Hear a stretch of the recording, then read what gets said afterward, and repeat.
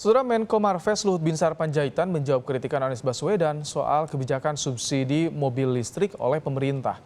Luhut menyebut kebijakan subsidi itu sudah sesuai studi dan pengembangan mobil listrik mengikuti arus dunia.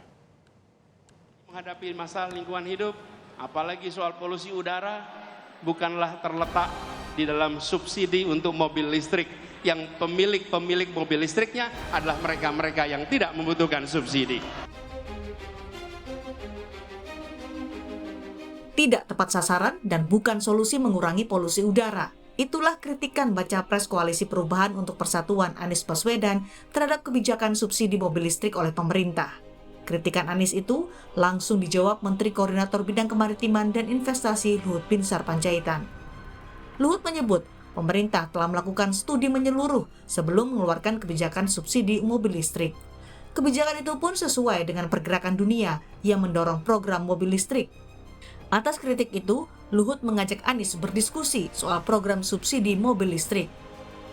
Mengenai mobil listrik ini, sudah ada studi yang komprehensif mengenai ini. Jadi saya kira ya seluruh dunia bukan hanya kita. Jadi jangan kita melawan arus dunia juga. Jadi kalau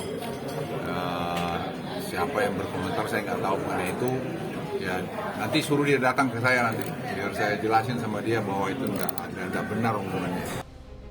Sebelumnya, pemerintah memberi subsidi untuk mobil listrik yang berlaku pada 1 April 2023. Dengan adanya subsidi ini, konsumen hanya membayar pajak pertambahan nilai 1% dan sisa PPN 10%-nya ditanggung pemerintah.